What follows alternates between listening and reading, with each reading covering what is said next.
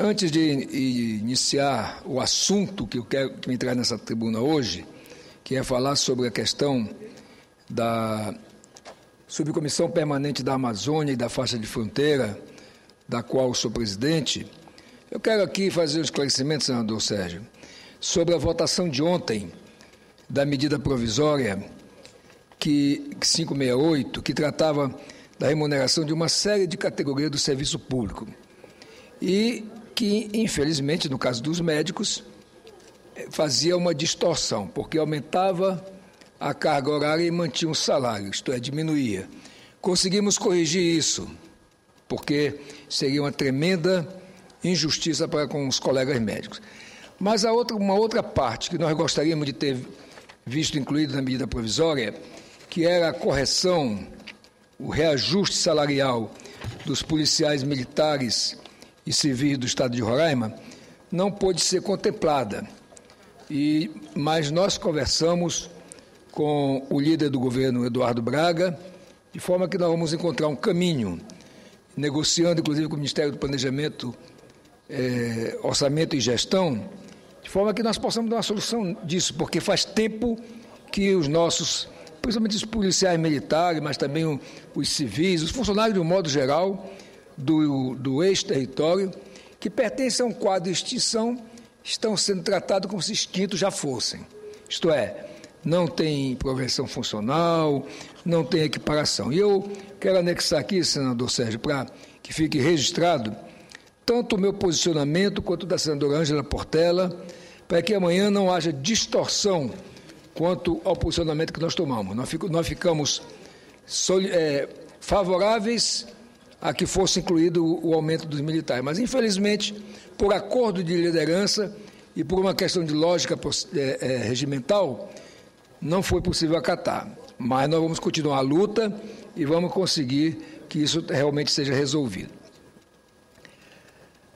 Agora, senador Sérgio, importante ressaltar que a Subcomissão Permanente da Amazônia e da Faixa de Fronteira, que, como disse, da qual sou presidente, é um fórum permanente inserido na estrutura da Comissão de Relações Exteriores e Defesa Nacional e tem a missão de debater constantemente os problemas da Amazônia e da faixa de fronteira brasileiras.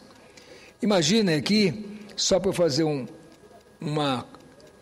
esclarecimento aos que nos assistem pela TV Senado ou nos ouvem pela Rádio Senado, se somarmos a área da Amazônia mais a faixa de fronteira que está fora da Amazônia e que vai até o Rio Grande do Sul, nós temos uma área que corresponde a 2/3 do território nacional.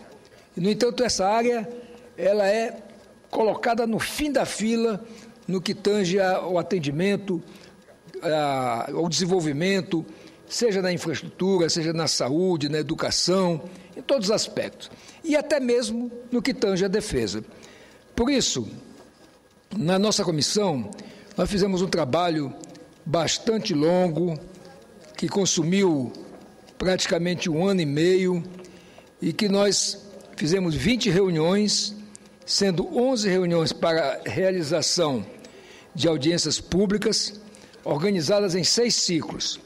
Fronteira e Segurança Nacional, e que foi realizado em 3 audiências, Desenvolvimento Econômico e Social, realizado em 3 audiências, Infraestrutura, realizada em 2 audiências, Plano Estratégico, realizado em 1 audiência, e a questão indígena e fundiária, realizada em 1 audiência. E, importante, o 6º item foi relações internacionais com os países da faixa de fronteira. Veja bem, nós sabemos que o narcotráfico ele é alimentado com drogas que vêm de países vizinhos. E o que nós fazemos do lado brasileiro é só o combate ao narcotráfico, combate à apreensão de drogas, que mobiliza a Polícia Federal, Polícia Rodoviária Federal e até as Forças Armadas, mas nós não temos um diálogo adequado com os nossos vizinhos, cujos países são tidos como produtores, no sentido de fazer um trabalho conjunto para, portanto, coibir a produção dessas drogas.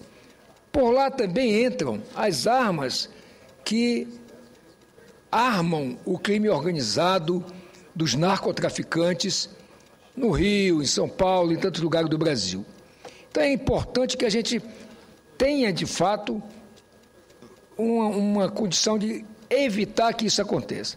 Mas por que isso ainda não aconteceu? Porque, na verdade, o governo brasileiro não tem tido para a Amazônia e a faixa de fronteira uma política permanente. Existem políticas esporádicas. Tem um governo que adota uma estratégia tal, outro governo adota outra estratégia, e esse projeto, senadora Ana Amélia, estou falando aqui do projeto da Amazônia e da faixa de fronteiras, que nós vamos instituir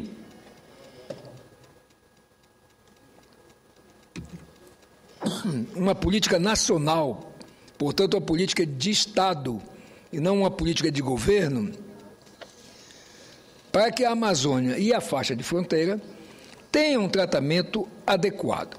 Então, nós conseguimos aprovar, na última reunião deste semestre, o anteprojeto na subcomissão. Aprovado o anteprojeto, ele agora vai para a Comissão de Relações Exteriores como um projeto de autoria da subcomissão permanente da Amazônia e da faixa de fronteira. E assim, aprovado nas comissões do Senado, que devem ser 2, e no plenário, irá para a Câmara. E nós esperamos que a Câmara seja célere no próximo semestre, e de forma que a gente possa, Câmara e Senado, sejam céleres, de forma que nós possamos, de fato, ter isso aprovado até o final do ano, para que comecemos 2013 e a presidente Dilma sancione, que nós possamos ter realmente uma lei que institua de maneira definitiva, lógico que sujeito a aperfeiçoamentos, a adequação a cada avançar da realidade, mas vamos passar a ter o que não tínhamos, que é uma política nacional de defesa e de desenvolvimento da Amazônia e da faixa de fronteira. Nós colocamos de propósito, senadora Ana Amélia, a defesa, o desenvolvimento antes da defesa.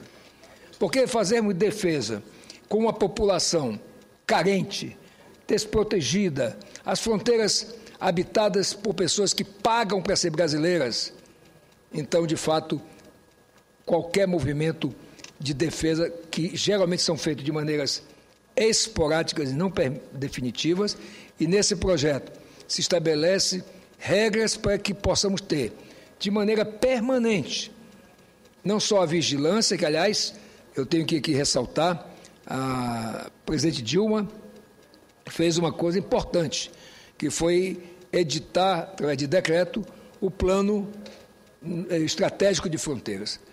Mas esse plano estratégico de fronteiras também, isoladamente, não vai resolver o problema das nossas fronteiras.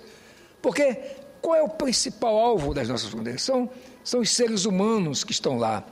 E a gente não pode pensar de querer essas pessoas passando fome, com dificuldades, com doenças, e querer defender o território nacional dessa forma. Eles ficam vulneráveis, inclusive, aos criminosos ou às organizações criminosas organizadas. Eu concedo com muito prazer a parte da senadora Ana Amélia. Caro senador Mozarino Cavalcante, eu queria primeiro cumprimentá-lo, porque o Congresso Nacional, e em especial o Senado, através da sua iniciativa, da sugestão de criar essa subcomissão de faixa de fronteira, que eu tenho a honra de, com Vossa Excelência, compartilhar o trabalho, pelo resultado obtido nesse semestre. E definir uma política permanente para desenvolvimento e defesa de região de fronteira é fundamental. E o trabalho da subcomissão se antecipou, inclusive, ao próprio Poder Executivo, que, na semana passada, começou a discutir, no âmbito do Ministério da Integração Nacional, exatamente uma ação conjunta de todas as áreas de governo para tratar exatamente disso que a subcomissão já preparou. como proposta do Executivo a respeito disso. Penso, senador Mozarildo, que isto se deve, primeiro, à sua experiência, não só parlamentar, mas por viver na Amazônia e por saber das necessidades que tem lá. Como eu, também de uma região de fronteira com 2 países, fronteira seca, até no caso, em algumas cidades, é o caso da Argentina e do Uruguai com o Rio Grande do Sul. Vossa Excelência, na Comissão de Relações Exteriores, relatou um projeto do deputado Marco Maia, que trata da criação dos free shops na região de fronteira para dar um tratamento isonômico na região, nas 28 cidades gêmeas. Agora, outras iniciativas, como, por exemplo, estabelecer tarifas domésticas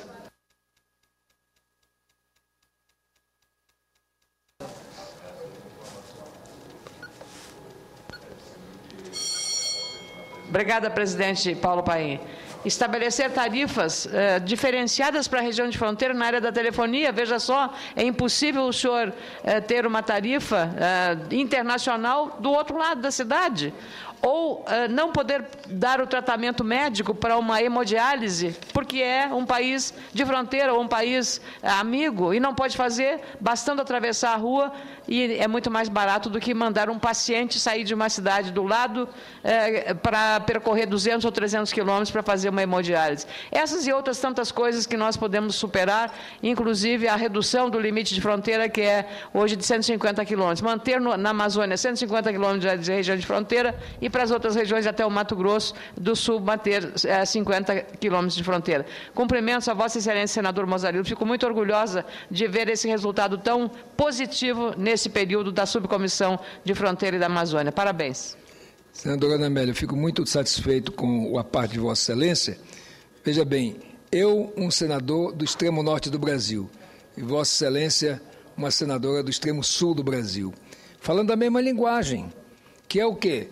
Realmente o abandono que existe hoje da faixa de fronteira. E a faixa de fronteira do Brasil não é uma faixa qualquer, não.